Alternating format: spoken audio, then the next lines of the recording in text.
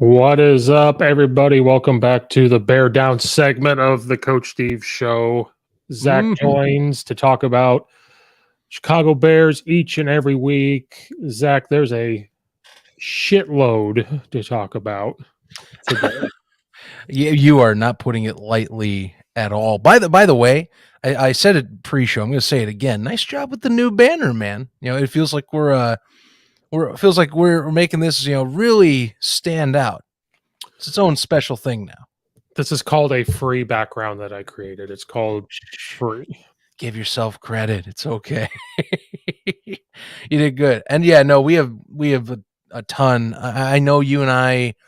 We come into 2 episodes a week, and usually the first of them is, oh yeah, we're gonna recap win or lose. Kind of right now we're playing like 500-esque type of football right now, so it's kind of up in the air. You don't know. And they've been playing at least pretty determined football, but Ryan Poles is he's getting aggressive, for better or worse of some fans.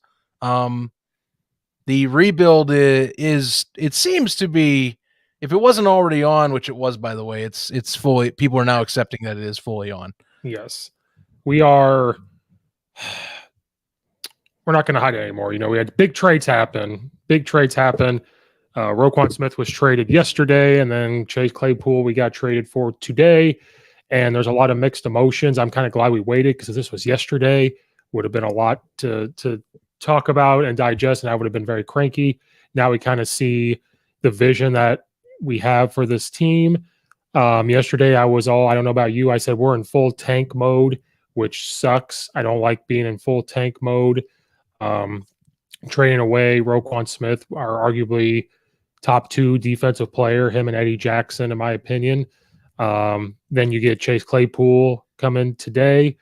And we get this vision, and there's a lot to talk about, to unpack from our viewpoints and the viewpoints of other podcasters, other media, and other fans. I think you and I are now we're not done, but we're done. We're not done with the team, obviously, but we're kind of done with a lot of the BS surrounding these type of things. I don't know. I don't know how I continue to put myself through like discussing with other fans. I think really it's just because I think some people, they want so badly to have that instant success now that it's just like anything the organization does is like, well, it wasn't working anyway or something like that. It's a lot of coping type of mechanisms I feel are being put into play by people. And I might as well say it. Roquan Smith, I think, is like the ultimate right now copium mechanism for Bears fans, at least in the last few days. I get it. Okay. It was a high chance he doesn't return next year. He has 9 games left. And so, yeah, you think about that, that's fine. My thing isn't the problem with, okay, you traded him. I think there was always that issue. Maybe there was going to be trade. My problem is you see fans go, oh yeah, no, he wasn't good anyway. Oh yeah, he wasn't playing up to snuff. These are the same people that were defending that he was getting snubbed for all pro nods earlier in his very young career. Oh, he's 25. He's 25. That's the prime of a linebacker's career. Dude's got several years ahead of him.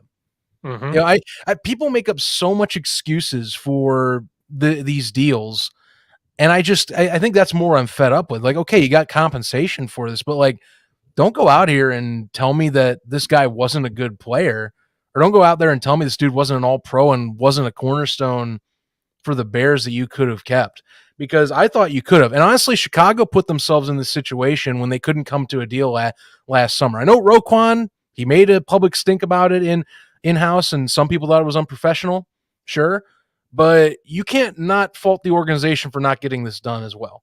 And I think a lot of people are defending the organization a little too much lately on how they came to this point where they're letting a 25-year-old all-pro linebacker walk out the door. Yeah, they got a pick or 2, and they got A.J. Klein, who's a veteran linebacker, but they let a star walk out the door, in my opinion. And I don't think that's getting talked about enough. Yeah, because we said this many episodes ago, if they don't re-sign him, this is going to be a big blunder. And then when the trade talks start happening, we even said if you trade him, you're allowing your best defender, arguably one of them. I think him, Eddie Jackson, are your best defensive players right now.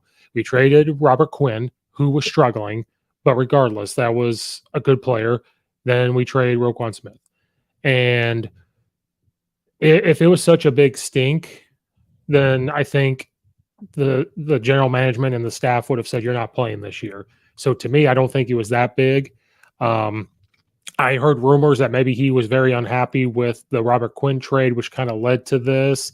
I heard rumors that they already knew about it because people are now saying people are saying because he played really bad versus the Cowboys, that this is kind of what led to this. Then I heard he already knew he was getting traded. That's why he played so bad.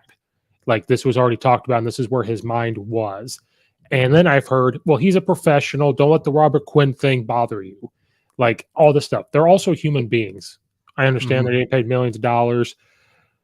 To me, we're in tank mode, and we'll get to the Chase Claypool thing. But at that point in time, I said, we are in tank mode. This sucks. I hate every part of this because you're getting a second and fifth round pick. That's what he's worth, I guess, a second and fifth round pick. All Pro Bowl type linebacker. Your leading tackler, who for a bad game versus the Cowboys had 6 or 8 tackles, and that's a bad game where he's getting 12 tackles. And what really pisses me off is when we won games, it came out of the woodwork of the Roquan Smith fandom and support. When we lose games, it goes to how bad he is. Thank God we're not playing him. And I could say the same thing about Justin Fields. Well, why are we continuing to start him? You can go that route. Now, you think the defense was bad before. It's going to be terrible now. Like poor Eddie Jackson and Kyle Gordon. I mean, I don't even. What kills me is like, we're talking about. Well, it's the worst run defense in the NFL, and yeah, sure it is. But I don't know. I think there's a lot of stuff I can talk about with. It's like, for example, one man. Basically, people saying one man should be able to bring that rushing total down instantly. I mean, I'll be honest with you, that linebacking core outside Roquan Smith sucks. I'm not even going to hold it back. I think Nick Morrow's been below average, in my opinion. Dude blows coverages. He's been, in my opinion, not great in the run game. And I barely pay attention to whoever the hell is on the other side because it's been that low contribution to that core besides Roquan. So I don't know. I think I just wanted to come on here and just put dude, this fan base gives so many excuses for moving on from players that contribute and play at really high quality levels. Sometimes it kills me. Again, you got the package. I'm actually happy in the sake of the fact that they messed this, and to me, they messed this up to where they're still going to end up getting that second round pick. I'll give it good on you. You got something back out of it. You got a second rounder. That's pretty, I'll give you props, Ryan. But to me, this could have been a fix. I mean, imagine if we don't have this come down where it's like negotiations break down in the offseason. You traded Robert Quinn. Maybe say it is not Roquan Smith getting mad about Robert Quinn getting traded, And now, everyone was talking, well, they have $100 million in cap, but they can't spend this much on Roquan Smith. They won't want to take too much. Well, that cap space you cleared out from Roquan actually allowed you to then do at least somewhat of that deal. And people, I think they were going to realize that either Roquan moves on and tries the market anyway, or he said if things don't go south, he settles down and they give him more of the incentives that they weren't giving him. A lot of it was they just were he's claiming that he were not being fair in terms of how they were loading the contract. Mm-hmm. That just comes down to saying, hey, let's balance this out for a player that's playing at a decent level. And I don't know. I can't go more because every time I go back to this conversation, I just get more and more flustered because people throw guys like this. It seems like we did this with Allen Robinson too. They throw these guys to the curb as soon as they find it most convenient, and say what you want about Allen Robinson now with LA, but this is the same type of situation. A year or two before we got into contract deals and all that, everyone started going, wow, Allen Robinson, dude, he's underrated. He's getting 1,200 yards passing with a sloppy offense and Mitch Trubisky. And eventually we threw him to the curb because, things went south. Organization, to me, pissed him off, and he had every right to leave in that way. Now Roquan, he's an all-pro. He's been snubbed. He should have more all-pro nods. Now he's okay to discard. People in this fan base drive me nuts because they want to do this crap all the time. it is one of the worst fan bases I have seen. And I hate saying that about my own fan base, but it is one of the worst fan bases I have seen that will discard a player when it is the most convenient to do so. It's Yep. pathetic. Yep. Because now all you hear from Twitter and you listen to other podcast shows, all I heard before the trade was Roquan Smith was, even after the trade, he's out of shape. That's what I started hearing. And I'm like, well, you would have said that at the beginning of the year. Looking at the Dallas, because we can't ignore the Dallas game, he had 5 tackles, 4 solo tackles. Eddie Jackson led the team with 11. But here's what people don't understand. When you have no defensive line in front of you and they can get solo blocked, it ruins the read for linebackers. Because Well, yeah, where do you think that affects the second level? If you can get through the first level, do you think the linebackers are going to be able to hit their gaps? Yes. And so I'd have to go back and truly, truly rewatch that Cowboys game because they're talking about how bad he played. I'm also going to say this. I'm not saying that he's worth $20 million a year. I'm not saying that. I'm sure after the end of the year they could have renegotiated. He probably would have came down a little bit. You could have franchise tagged him and then traded him later. Like if it came down to that moment where you realize this, that people need to realize that the Cowboys game, the defense played awful. The run was terrible. Like the run defense was terrible. I mean, really every phase for the most part was garbage in that one. Even the secondary play, they picked apart Kendall Vildor and Kyler Gordon. Mostly Vildor, though. But, And Roquan did what he could. To have 4 solo tackles on the Cowboys, who was an extremely fast offense, is impressive. And after that game, I said the whole defense sucks, but we have Roquan Smith. It was always the but we have Roquan Smith, but we have Kyler Gordon. Like there's pieces there. Now we got to get a D line. Now we got to draft. Now we got to do this. Now he's gone. So we are in now full tank mode. And one thing I hate, people are so happy we got these picks. We haven't gotten to Chase Claypool yet, but when they got the 2nd and 5th round pick, all they talked about was all these picks. And they said the Cowboys or the Bears are going to be busy. They're going to be busy. They will be busy. Just busy filling gaps, So now it becomes you have to fill an offensive line gap, a defensive line gap. I don't even care about the Chase Claypool thing anymore. The wide receiver gap, you have to address that. Now you have to address linebackers. So you just added more to your plate. I don't know of any big-time free agents besides Roquan Smith as of right now going into free agency as a linebacker.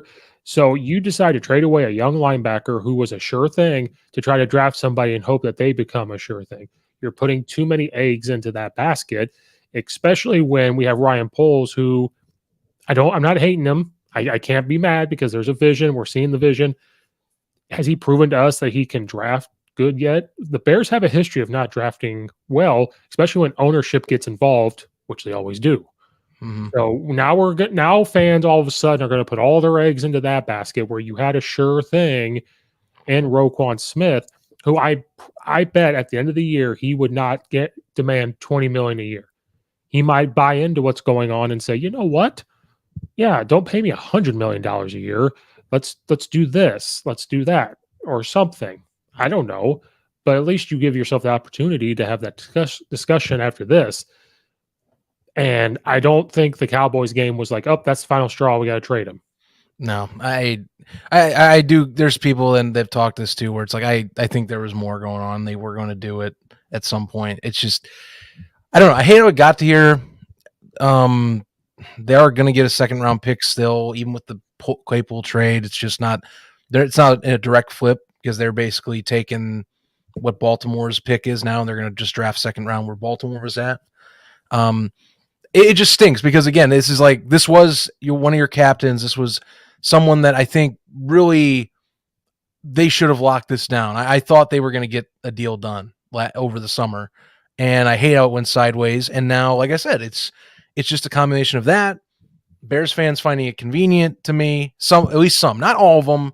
There's plenty of Roquan defenders out there, but there's some high profile accounts that I felt kind of went way too easily into flipping this on its head of he wasn't good anyway. And that's what hurts me there. So, or he wasn't, all pro talent like that. So I don't know. I wash my hands with that because unfortunately we got to move on. They want to rebuild and they want to get stocky on offense and all that. There's a lot more they got to fix. And it sucks that now the linebacker position is now a complete rebuild on every facet. There's no lockdown guy. It's you're looking for all three pieces. And that was another argument, was about the fit on the scheme. I don't know. He had good games in the 4-3. I don't think the scheme was the problem. I just think that, it's your best player in that first and second layer. I mean, Robert Quinn was maybe that, but like, if you're comparing like the front seven, he's the best player in that front seven. So if you're going to run the ball, I don't know about you, but I'd run away from the linebacker that is the best player on this team. Yes. As well. So I don't know. There's so much going on. I have such a bad taste in my mouth reading over this, and it's just mostly people's interactions with this. Yeah, my friend had a good point on Twitter. He early, like when this happened yesterday, he said, "What pick would Roquan fall in the draft? He would not fall to the second round. So you can't trade a second and fifth round pick for a first. So you're going to be a late round second pick. We got fleeced." But the only thing he said was, "Well, now we know we're fully guaranteed tank mode." Now this was before Chase Claypool, which we're going to get to soon, and that's going to tie into the Cowboys game. But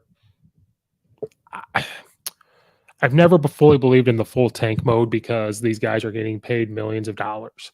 And I hate, like, that's what irks me the most, is when they decide to go full tank mode, because you have a job to do still. Even though you're in tank mode and you have these picks coming up, you have all this dead cap space, you have a job. Those coaches have a job. And your job is to go out there and try to win football games. The players are going to try to win. The coach is going to try to win. But it just kind of seems like they understand, like, okay, we'll lose the rest of the games. We'll go 3-15 or 14, whatever it is, and we'll be okay. And as a fan, you should not be okay with that. We already have the picks. That wasn't the issue. We were going to have picks coming up. We were going to have draft or capital coming up. That wasn't the issue. Now, do we get two more out of this? I guess. But like, you have free agency coming up. You could have made other trades. You could have done something else. I just don't like the full tank mode, where you're talking about getting Justin Fields help, which they kind of did. You're talking about seeing this growth. You're talking about this. But when you go full tank mode and the team kind of feels that, you take away this leadership, Matt Eberflus is going to have to really now figure out this culture thing, because he's a part of this too. He knew that this was happening. He's a part of those conversations. As a fan base that's okay with this, irks me a little bit. We've accepted it, but now it's really hitting us in the face. It just bothers me to know that a Bears team that strives on defense is now taking the step back, where you're creating more problems for yourself. Way more problems. Yeah, it's basically sitting through this year, and you're going to go, what little else was there in the front seven? It is what it is now, because you're also removing Roquan in the blitz packages too. Some of his coverage as well. I mean, like I said, it's only going to exasperate that. I see that you're going to maybe have Jaquan Brisker and Eddie Jackson playing more times lower to support that unit. And Brisker's already playing a lot more run defense than I was expecting so far. So I think that's just going to be continuing to increase on how he is used that way. But yeah, I mean, that's a full rebuild for those two units. They need defensive line help. They need linebacker help. They need more offensive line. And people are already saying, besides Claypool, they're going to need at least one more receiver in this upcoming draft. Or if somehow, and this is the other one, and honestly, with the amount of cap, if you can find a way to persuade T. Higgins to come over in free agency, I'd do it. Like, that would be the ultimate swing right there, is if T. Higgins comes over, is your instant number one, with Claypool and Darnell Mooney as your 2-3 options. Yeah, because we'll just talk about it. Well, you trade for 2 and 5 for Roquan Smith, and Roquan Smith is going to do great for the Baltimore Ravens. That's actually a really good pickup for them. That has a strong linebacking core. They know how to evaluate defensive talent. That is one of their bread and butters, man. They will take that. They'll take Roquan and they will utilize him in the best way possible. I have no doubts in my mind. John Harbaugh's been doing that for years. And then today, Well, then just on top of it, there were rumors they almost traded David Montgomery. There was rumors about talking to the Falcons, almost got rid of him, and I probably would Right. have not worn another Bears apparel if they did that. I would have Oh, flipped everything. But then they trade that, a second round pick for Chase Claypool. yeah. Yeah. And it's not the Baltimore second round pick, it's ours that was supposed to be higher. Probably will be higher, I It, think. so now it becomes, now I feel indifferent. And how about you? I felt very indifferent. I looked at this and I said, the first thing I said was, okay, now we have a wide receiver. Then you stew on it a little bit and you go, is Chase Claypool worth a high second round pick? You have to think, where would you draft him in a draft? Would he go high second? Would he go low second? Would he go third? Would he go first? And the way he's been playing, which then goes back to, well, look at his quarterback. That's what it comes back to. Mhm. And then it becomes, he has a year and a half left on his deal, of his rookie deal, and he's going to demand, like you told us before we recorded, and I'm going to steal your thunder. What they reported, he would want $28 million a year for his. Well, I mean, that's what that's a guesstimation figure I think Mike Florio was throwing around, and that's like in the best case scenario. I don't know if he would even get that. All I know is that Chase Claypool, this is a pickup that I think is a lot of, they saw the promise of his rookie year, and what he is capable of. And I think that they're going, look, we can take him and put him in an offense that I think they think could be going a little more up and up if we give Justin Fields a target that can catch more consistently on deep balls. And you know what? I don't fully disagree with that. In the sense of that thinking. Plus, if you don't think you're confident in like landing a big fish in the rest of the free agent market, or if you don't want to overspend, which it feels like Ryan Poles right now is like, we want to maximize young talent and not go crazy on spending on some free agents. There's some I think that they'll try and go for, but I'm really feeling we're getting like a Indianapolis vibe where it's like we're gonna go young and do this like in-house like that, or Green Bay. So this one's basically they're flipping it because they can do that. They have 2 second rounders. They'll throw one as well. The other part of this, and this actually was brought, I just saw this come up a few hours ago, so I'm going to reference this tweet from Chicago Football Connection. Usage numbers. If you look at Claypool, his rookie year versus recent years, when he was his best years his rookie season, and about 45% of his targets were middle to deep ball passes. Lately, it's been majority a lot of short routes, that is. So I think the thought is they think they can pick him up, they can bring him back into his extend the field type of mantra that he was doing when Ben Roethlisberger was roughly on the very back end of his years, that he could still push the ball well. And Justin Fields can do that. I mean, we saw it against Dallas. You know, there were drop passes that should have been there that were deep and nice and pretty right in your hands. Looking at you, Velus Jones, which Velus Jones is not doing himself favors for his rookie season whatsoever right now. No. So yeah, I see what there is. My thing is, it's a second round pick, so okay, that's the same. And remember, Claypool, I understand, was drafted in the second round, so you're basically doing the same value for his rookie year. There's one part of it. The other issue comes down to his contract ends in 2023. Like after that season, it's over. So this is your new situation with Chase Claypool. You have 9 games to evaluate him. Is he worth getting a big extension? And then you negotiate with him during the offseason, because this is how this works in the NFL. You don't sit usually till the end of the year. You try and talk this out. So if you believe in the guy, and if through this back half of the season he comes out and he's back to what he looks kind of like his rookie self, and he doesn't look like a goober on the media, which he hasn't really done that lately, but that is still something it's on his track record to a lesser degree. Then yeah, you have no worries. But dude, if you pick him up and it's mixed performance, and you go into next year doing the same song and dance of, will we pay him money or not? Will we have to play if he thinks he's getting lowballed or not?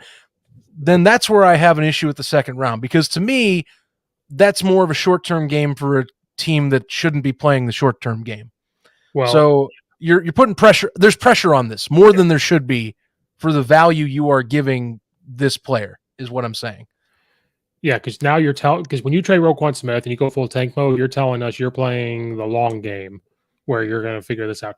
Then you trade a pick, which was supposed to be this valuable thing, according to certain podcasts and fan bases on Twitter that are flip floppers and talk about Justin Fields flip flopping and Roquan Smith flip flopping. Now you're telling us you're going to play the long game because. Correct me if I'm wrong, the situation we were just in with Roquan Smith, you're going to be in next year with Chase Claypool, where he could, like you said, right now he has 311 reception yards, only one touchdown. What if they go off and he gets 800 to 900 reception yards again, like he has his whole career? I don't know if that's possible, but he could. What if he comes back and he goes, I want $80 million? Not 100 million like Roquan wanted, but what if he says that? What if he goes, I want to be paid like 17 million a year? Is he worth 17 million a year because now he's off his rookie deal? You're playing a lot of what if. So unless Ryan Poles knows something that we don't know, which is very possible, they might know something. I mean, I got to assume that that's what you're thinking is you're part of your cap. You know, you're going to extend him because you can't, I don't see them, any other organization next year, you would go in and assume like with this deal, okay, they're going to do it. But again, the Bears have such a weird history with like in recent years where they're going to have a guy that's like that's like a star or does like good production for them, that the guy wants a certain amount of money. They try and lowball it and then they bail. And so this is why I'm concerned, because it's like, okay, unless, like I said, he better come out of the water and you better be dedicated to paying him if he comes out there and performs like his rookie season. Otherwise, like I said, this is a 1.5 year rental in the worst case scenario, by the way. This isn't, I'm expecting this to happen. This is the worst case scenario is you have a 1.5 year rental on your hands that maybe could blossom into something, could blossom into being that long-term deal. Best case scenario is you are going to pay him and tell him, hey, we have faith in you. Don't worry. We will make a contract work next offseason or this coming offseason. So those are your two scenarios you're playing right now. And like I said, I think that's why so many people see that second rounder, because the Claypool one is a pretty big split. And I think some bigger Bears accounts didn't see that coming, where it's like, why the second round? And I'm like, well, yeah, I'm kind of with the people that are like, yeah, why the second round? Because I don't know. But apparently Green Bay also was offering a second round. So maybe I am crazy and the Bears were on the right path. So, or Green Bay is desperate and they want to maximize the Super Bowl window that they have. Yeah, I don't know. Kenny Golladay is the 18th most highest paid wide receiver at $18 million. I don't know if that's per year, but that's still crazy to me. So you can't tell me that Chase Claypool is not going to go out there and be like, well, I had this career so far. I want this money. And then I'm going to get pissed off. I'm like, well, you just let Roquan Smith walk who wanted money and you're going to pay Chase Claypool. That's kind of where I'm at. And, right now, watching the Cowboys game, I'm still not all 100% sold on Justin Fields, and I may never be, but I thought he looked a little better. I felt like he threw for more yards than what he did. So the Cowboys, I mean, think about it. You score 29 points. You're putting yourself in a position to compete to win the game. But when you give up 49, that's an issue. So that's why I'm kind of confused. You add the wide receivers to me for the Bears are getting a little better. I understand that drop that they had, but if you think about it, that is I hate. We can all sit here and say to catch that ball, and I agree he probably should have. You're getting paid money. You're in the NFL. That is a tough catch.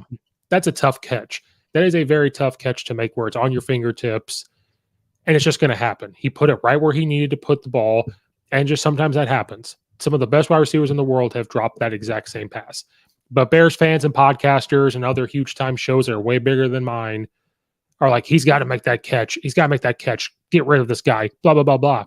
Okay, then you go do it, buddy. You go out there and make that catch and tell me how easy it is. Like that type of thing. Yes, he should have caught it. Now you're telling me that the offense is slowly figuring it out. They had bumps against the Cowboys. They had things happen, of course. It's going to happen. But now you're going to tell me that you're okay giving up. This is going to happen. You're going to give up 30 to 40 points a game. Now it's going to happen. So maybe they know that and they're saying, okay, let's get Chase Claypool and we got to score 40. Mm-hmm. Do you trust this offense enough to score 30 some points the rest of the way? Or again, I'm all over the place right now. Do you even care to win a game now?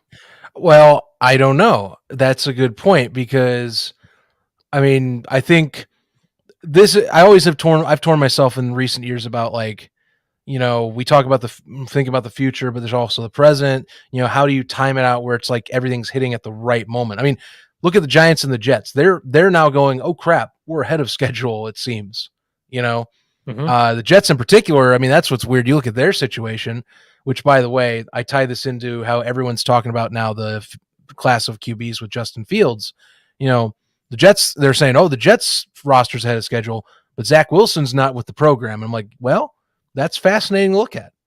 For the Bears, I think a lot of people are getting the vibe that, we might be right on that threshold of saying we're ahead of schedule, but I don't know if that's totally true. I will say they're playing better. They're playing scrappy football. Last week against Dallas, I will say, was better than I expected offensive production. And they did their version of football that works best. And same thing against New England that they tried, basically design runs, a lot more RPO. There were surprisingly more instances than I thought that Justin Fields was allowed to sit in the pocket and actually deliver on crisp throws. So the line might be getting better, it looks like, which I'm like, hey, maybe the combination was part of the problem the entire time. So good on that. But yeah, I think we're in a weird middle ground. And I think that's kind of why I think Ryan Poles chose a direction that said, you know what, screw it. I see, like, for example, Roquan, I see this asset. I know where we need to go. I know where we've been wanting to go and where the Bears haven't gone in years. And that's about, building an offense that is explosive, dynamic, and we'll get the defense. We have the secondary pieces is what he's probably thinking, we'll get the defensive pieces built through the draft or pick up an agent or two during this upcoming free agency period next year. That's the best I can put it. That's the swerve they made when Roquan was traded away. They basically said, "Yep, this is how we're doing it. We're switching the offensive build dynamic here and now." Yeah, I'm still my grumpy old man self on this, but watching them versus the Cowboys, there were times they should have caught. Like I said, it looks better. I'm still not 100% sold on Justin Fields. Like I said, I probably never will be. But the play calling looks better. He got sacked 4 times, and there was 2 where the Cowboys just got him. Oh, sorry to the commenter. There was my tongue click that I do. I apologize. Okay. Asshole. Well, I don't know. I don't know how to feel from this whole thing. Because now you're going to ask Chase Claypool to come in and try to learn this offense in 9 games. Sure. I mean, yeah. So how is this going to look? Because to me, Mooney started to, he had 7 catches for like 70 yards. He was coming back around. Other people are making catches coming back around. The Bears fan base pissed me off because when they said that David Montgomery might get traded, did you see everywhere? Trade him. And absolutely trade him. Trade him. Herbert's better. And I'm like, I've been on this Herbert train since last year. Where have all you been this whole time? I've said I'm on this train. There's other nuggets to this too. We hear about, for example, Montgomery's better in pass pro. And if we're focusing on building up and protecting Fields, in my opinion, then you're justifying why you should have those 2 running backs for the long haul if you can. You want to have one that's better. At least one that's decent at pass pro moving forward, because it's going to have to be that you're going to have someone that can stick back there and be that extra blocker if needed. I also think that, and I've seen this also where it's been brought up, Montgomery's better in the passing game as well. So not only do you have a guy that still can be a bruiser of a runner and get yardage where needed. Yeah, he's maybe not finding as explosive of a cutback lane as Fields is or as Herbert is. I think Herbert is really good at finding cutback lanes and having vision after he gets off that first level.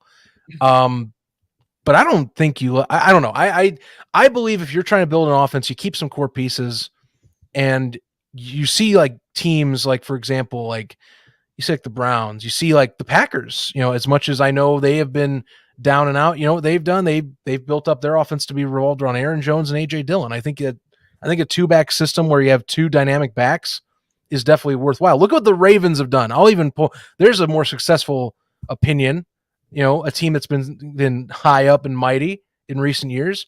They got Gus Edwards, they've had, the likes of J.K. Dobbins when he's healthy. There's people there. I think you should have that depth there, even if it's it just sounds like you're copping out for like, don't negotiate, just get rid of the money. Like that's such another one. I saw Eddie Jackson come up for some reason, but I was like, okay, I don't like, do you really want to go that route where like everybody's going? Because I wouldn't do that. And Eddie Jackson, talk about players that got, I think, a longer leash to have discussions on if he's back or not. Eddie Jackson went through crap for 2 years, and finally this year, everyone's like, oh, he's great. But Roquan Smith has been good, and now they're like, no, he's not.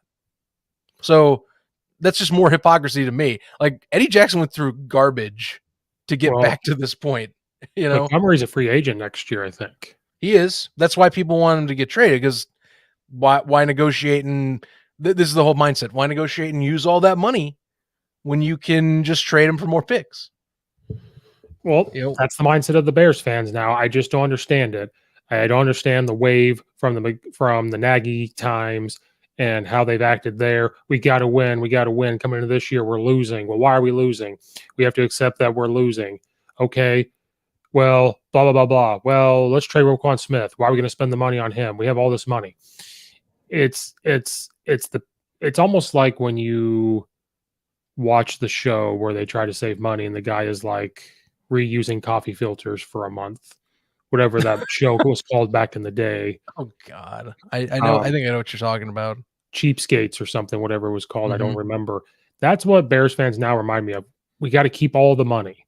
All the money has to be there, and we have to put out coffee filters out there to play. That's what this feels like. I don't understand the Bears fandom. I no longer understand these podcaster guys who somehow have all these viewers and they spew this rat poison and just flip-flop back and forth to get these viewers. I just don't understand it. Watch the film and understand it, that Roquan Smith was this guy that you should probably have kept around. I'm okay with the Chase Claypool thing. I will get over that one. That's just going to help the team. It's not going to hurt the team. It's going to help the team. I'm okay with the Chase Claypool one. But is he, let's say, because he was drafted round 2, pick 49, is he worth that right now? Today, if you were to draft him, is it worth it?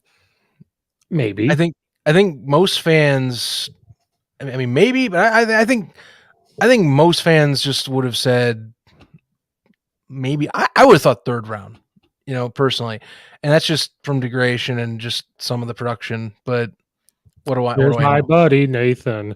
Justin Fields has to have a good running back. He rode Trey Simmons to a national title game. That's true. Well, that is one thing with Ohio State. They definitely. I mean, look, I think that's what they're trying to get is, get him. You need to do this, as many weapons as possible, and I agree with that with him. This is why you leave a David Montgomery in there and just figure it out. Like I feel like because we saw how it somehow went nuclear with how it went nuclear with the Roquan Smith thing. That's like, oh, we're worried we overpay. Like no, get a deal done.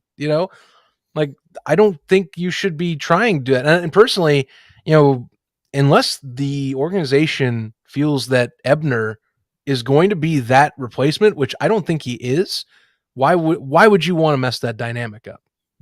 Have versatile multiple weapons at that position and just rebuild your receiving core. People are so quick to just say, we'll get all these assets. Look at all these beautiful diamonds. And it's like, well, again, draft picks are theoretical value. They are not certain value until you actually draft someone that fits the said value that you got. The easiest example of this is pointing back to what the Raiders just came out of. Mike Mayock had so many misses for a man that stockpiled so many draft picks. Part of that was Khalil Mack's own trade, by the way. I mean, I'm glad we have all these picks, but that doesn't guarantee jack until it's executed. No, unless they use And right now the only pick that I've seen hit from last draft, at least I think, is fully hit. And I'll give Kyler Gordon credit because there's a whole season, and I think it's to be determined. He's learning some stuff on the fly, like people are talking about. Jaquan Brisker is the only home run so far the Bears have picked up from last draft. Yeah. Kyler Gordon, I think, still has some time, but he is really the only one that's hit right out of the gate. Yeah, I'm okay with Gordon now. He had his little hiccups there, and he's whatever, but he's been fine. I'm okay with it. He, like you said, he got thrown into the fire. But this goes back to when they drafted Justin Fields at the time. What was the big holes? Well, the Allen Robinson thing happened, so we're figuring that out. We have no offensive line, and you draft Justin Fields. Where are we years later? We're still having no offensive line. I know they played a little bit better versus the Cowboys, but that's not an O-line that's going to hold up. It's just not. I think play calling's gotten better. Chase Claypool is going to help out Justin Fields, but Fields needs to continue to try to elevate his game because he does have more interceptions than touchdowns. He does have, all this going on, and people are so quick to talk about Roquan Smith and his downfalls and everything else. I just wish these same people would talk about Justin Fields the same, because what came out of this game was it's the wide receiver's fault. They need to make that catch. It's this person's fault. He's doing everything he can. If they get Chase Claypool and spend this money later on, or they get so-and-so in the draft and he continues to play exactly like he is right now, I'm going to go back to those Bears fans and say, what about this? What's going on here? Like, you can't be this flip-flopping back and forth type of thing.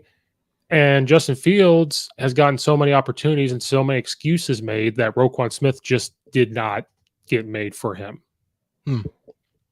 If that makes sense. Yeah, I think it does enough. Justin Fields is like LeBron James. Too many excuses are made for him.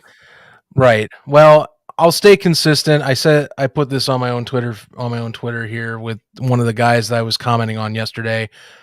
I really, my jury is out on him until year 3. Like I said, I've said it on the show, I give new quarterbacks 3 years is the thing. And I'm talking, we wait through the ebbs and flows. It's not a week by week reactory type of thing, because that's how people are anymore. It's, no, he's here. Next week he'll be like, nah, it's not it. And so I'm going to stick to it. Credit, he's had back-to-back games that are solid. He has definitely shown progress these last few weeks. I am happy to see that. It is definitely because they have switched the offense up to give him more of those tools and attributes to be what he is best at. And so I hope that continues. And I hope that Chase Claypool is part of that equation, because that's what it's going to turn out. And I hope that also helps Claypool justify sticking around for multiple years, and that we are happy with that too. Otherwise, we move on, and next year is still that year that they have a bunch of stuff. Ryan Poles knows what his job is, and basically we're all going to be sitting here and going, all right, 2023, you basically said was the year you're going to restock and go big. Let's see you pull it off. So that's about all really, that's all I got. Like, I wasn't expecting Claypool. I'm hoping that value hits is all I can say. I hope that next week and moving forward, that value is shown that he was definitely worth throwing that second round pick at.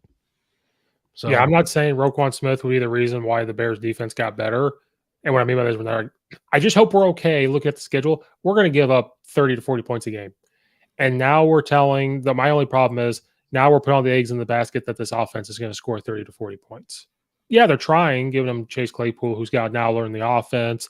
They got to figure that out. I wouldn't say you're going to see him a lot on Sunday. You will see him, but I don't think you're going to see him a lot. It's just a lot of frustrations, and I'm sure I'm going to get over them.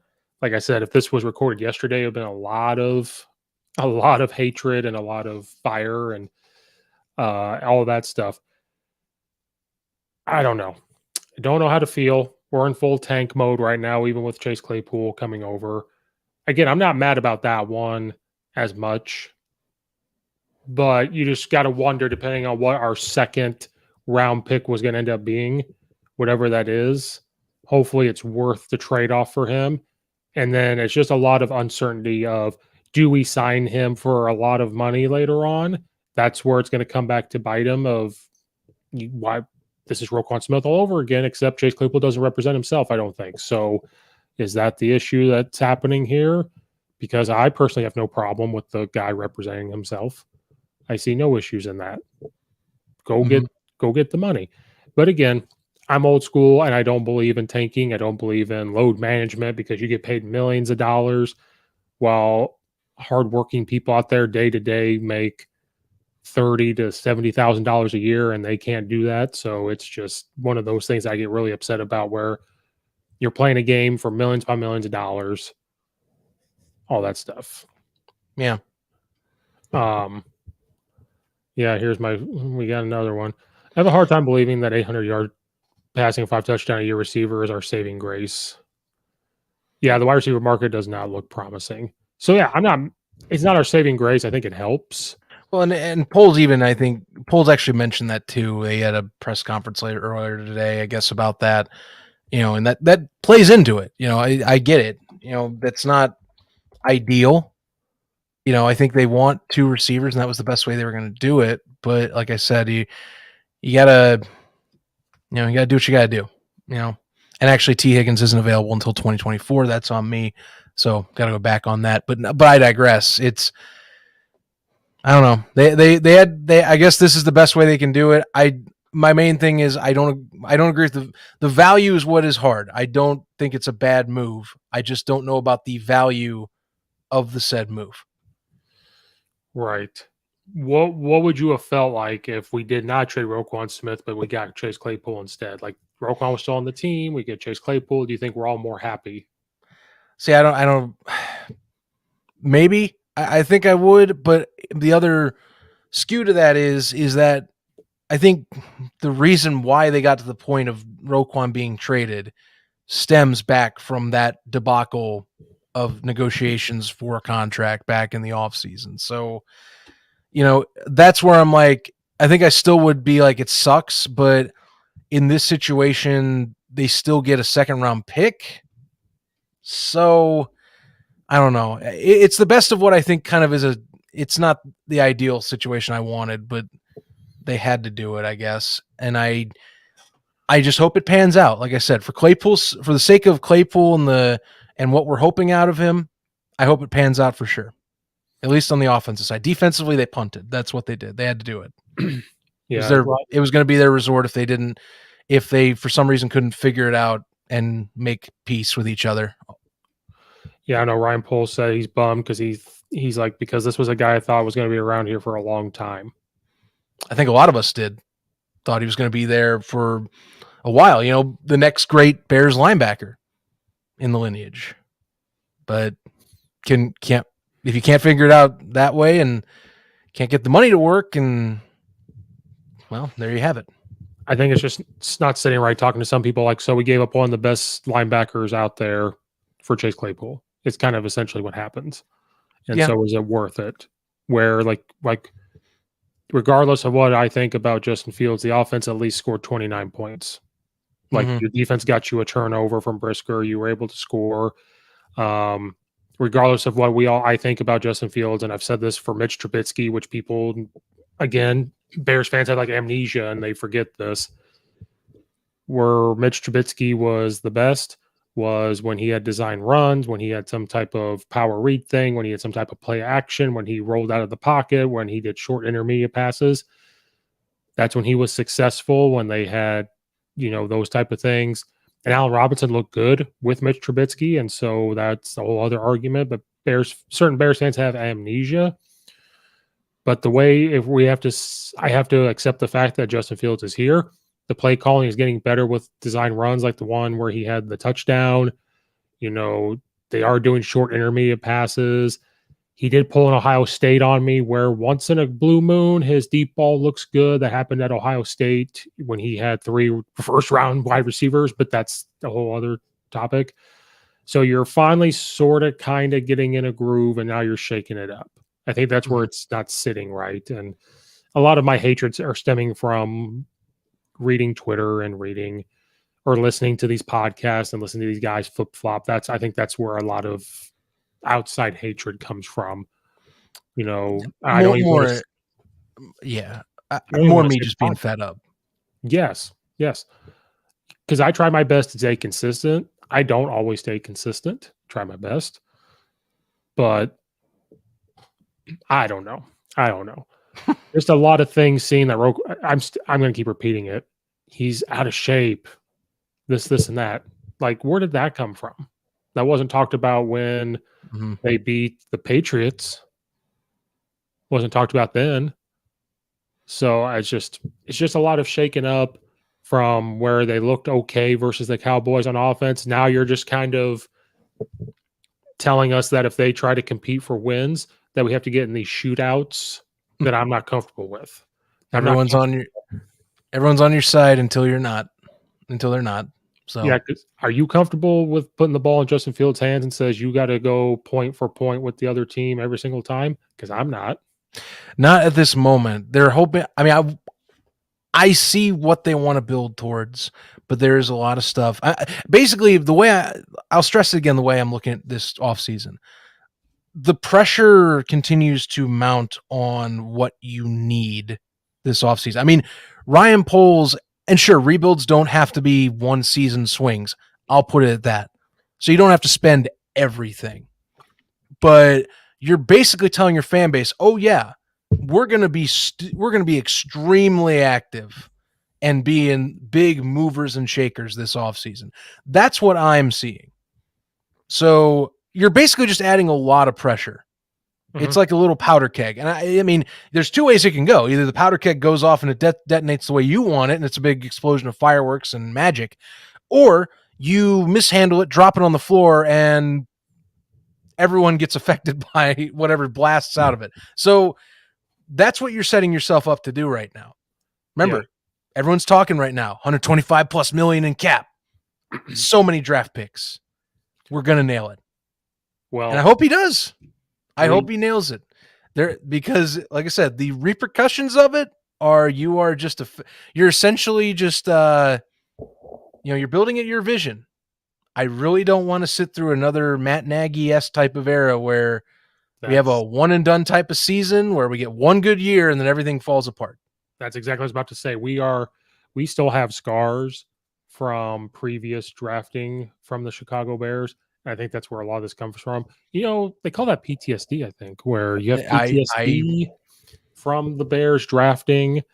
And because when the ownership starts to get involved in those decisions and the president gets involved in those decisions, that's kind of where, and I think that's another where a lot of this anger comes from is they got to make a splash. I'm not saying one player, but they got to, like I said, but in my opinion, you just made it harder on yourself. You've got the O-line to deal with. You've got the linebackers now to deal with. You've got a D-line you've got to deal with. Maybe not as much wide receivers. Maybe they're okay with not having this all superstar, whatever. Now David Montgomery's going to be gone. I'm okay with Herbert, but Justin Fields does need that running back to fall back on. So I just feel like there's a lot of work ahead. And I just think, again, this also comes from where we were so close between the years of 2018 to 2021, 20 or 22, where we had this elite defense and it's just been wasted. Now we're at this moment. I think that's where a lot of frustrations are stemming from as well. Not Ryan Poles' fault. He wasn't here for it. But when you have 2018 happen and then you have 2019 happen, you have 2020 happen, and then last year happened. And so we're all just kind of like, well, wasn't last year should have been our tanking year, in my opinion. But, This is where we're at. This is where we're at. That's all you can put. And the Bears, it's very possible they don't win another game. That is very highly likely. Man, I don't know about that. I won't put it that far. I think it's going to be tougher now. You're going to be expecting that things have to pick up a little bit more of the pace. Because I mean, let's pull up the Bears schedule again, because Yeah. let's just quickly run through, because Yeah. Miami's on the table. So I'll admit, Miami next week, I'm going to be hard pressed, and I'm not going to say it's a full prediction, but it's going to be hard pressed to convince me. And I'm going to look at every angle that's going to be hard to say that the Dolphins don't walk out of Soldier Field with a win come this Sunday. But I mean, like, look, Detroit, they're in the same boat we are, except I think they have just as bad a defensive woes as we do in that regard. I mean, here, I'll go down more of the list. Atlanta, okay, that's a tougher matchup, but I mean, they're about 500-ish. I'll give credit that, I think there's opportunity. The Jets really depends on how well the Bears play against the Jets defense. Green Bay, can you take advantage of being at home? Philadelphia, yeah, that's probably a loss. Bills, probably a loss. Lions again, okay. Vikings, not saying it's a loss, but it is the end of the year, and they probably will lock up the division by January 8th. Personally, I think they will.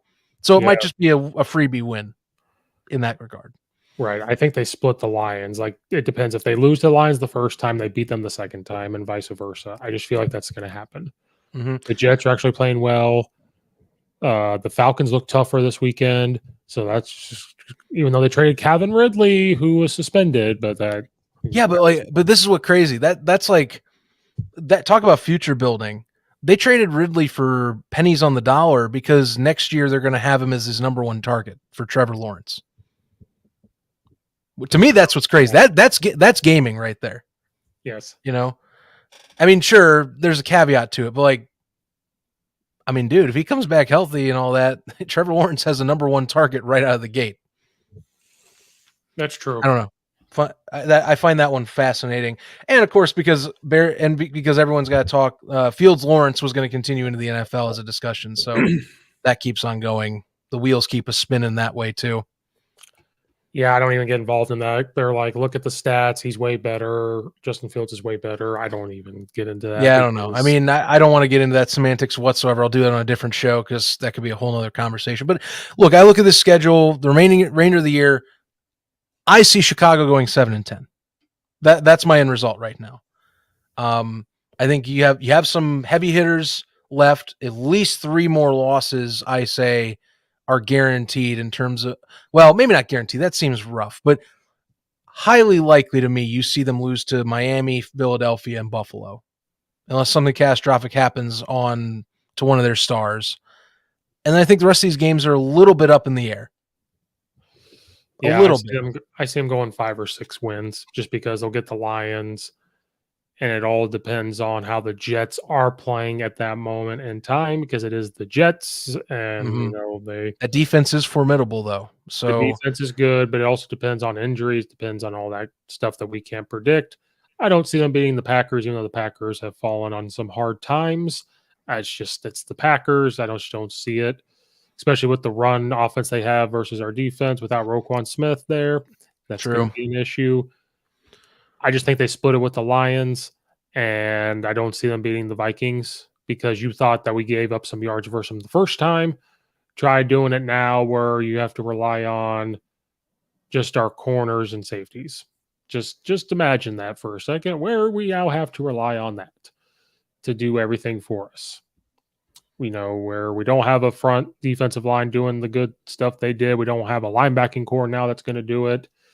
And, I know by that point, and then who knows what happens at that point? Do they sit Justin Fields and say, screw it? I think he has to play the whole year. It depends, but I'm thinking 5 to 7 wins somewhere in that general range. But yeah, I hate the tanking thing. Because you get paid millions of dollars to do your job. I just hate the whole tanking thing, but yeah, we gotta move on from it. But I am some question marks from these moves, and hopefully they get answered in the off season. But I think it's just frustrating when you're a historical franchise that's had these moments to win big games and do good things in each season, and we just have squandered it, and then now we're in the situation where it just seems like they're not trying to win football games where that's what you need to be doing. But yeah, uh, Yeah.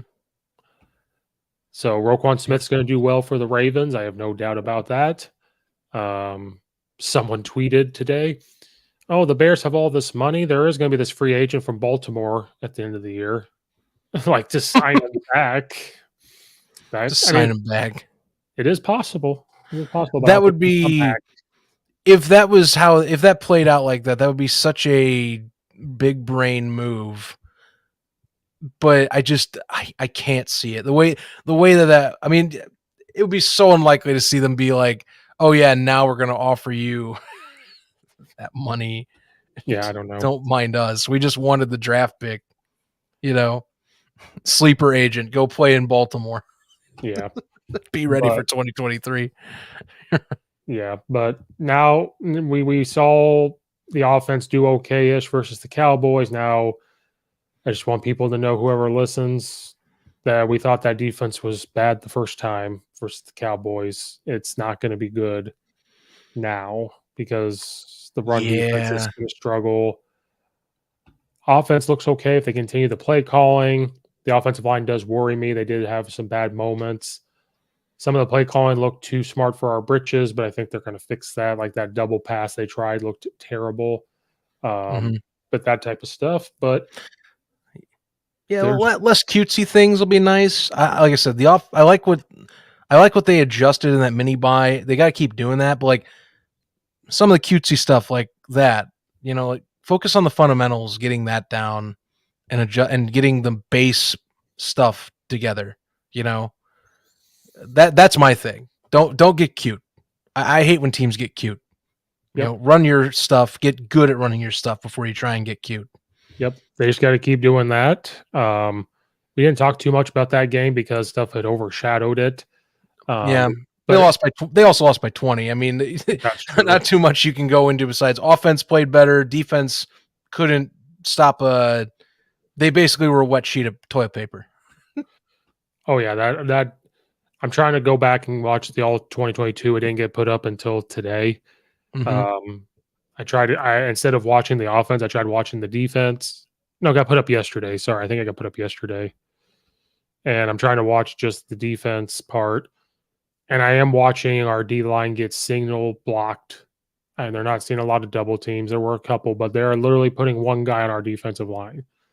And that causes a lot of issues when your D line can get blocked by one person. Um, they are young, but I'm trying to watch that more than the offense, and I'll go back and try to look at the offense. Um, but I even tried to watch Roquan Smith's play, and he's doing everything he can out there. There was before we hopped on, I found a play where they're running some type of zone and he's trying to scrape over and he collides into a lineman because that's Mm-hmm. what's happening. And so I'm just assuming the whole game, stuff like that was going on. And the Cowboys pass a lot. So they were putting him in pass protection because he's the best linebacker they have, Mm-hmm. or used to be the best linebacker. Used to be, yeah, exactly. Used to be. So just hopefully everyone's prepared for what's about to come down the pipe for the defense the rest of the year. And it just puts me in a bad state of mind when you're telling me that our Bears have to be in a shootout on offense. That's my only thing.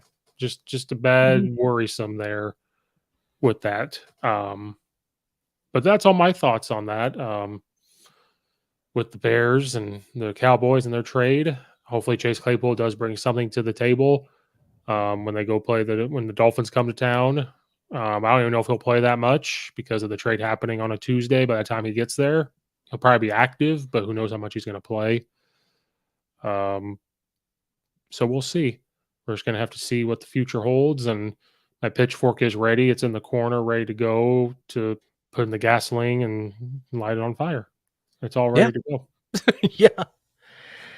Oh boy. Well, can't wait for that thoughts on the Dolphins contest. I might have spoiled my pick already, but I'll at least give a good old researcher's college try Well, to see if I can will myself the other direction.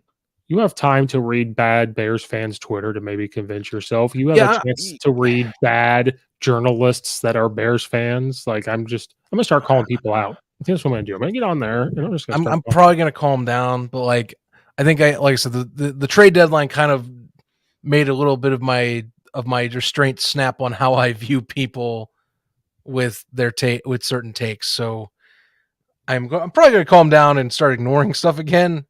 But yeah, no, I will definitely die on a hill saying that some people need to reevaluate how they analyze and do their own analysis and how they stick with their points, because there are some folks that definitely will switch like there is no tomorrow. Like they will flip their opinion on a dime. The moment Chase Claypool starts dropping passes, if it happens, they're gonna flip real quick. I hope that doesn't happen. I will say this, I hope it doesn't, because I want him to play well.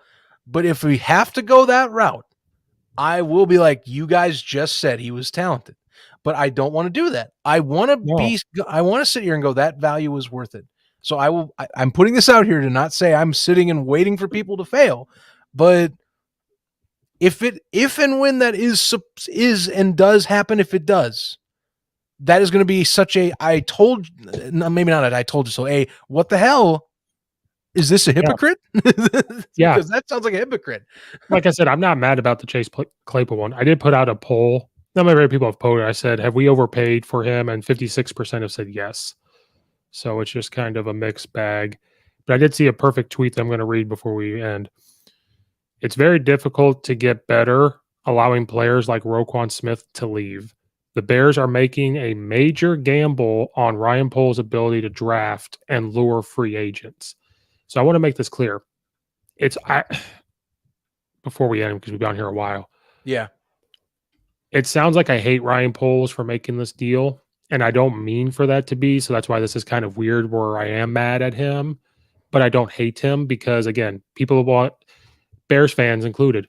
Have you seen things about firing Matt Eberflus from time to time this year already? I have. I've seen them.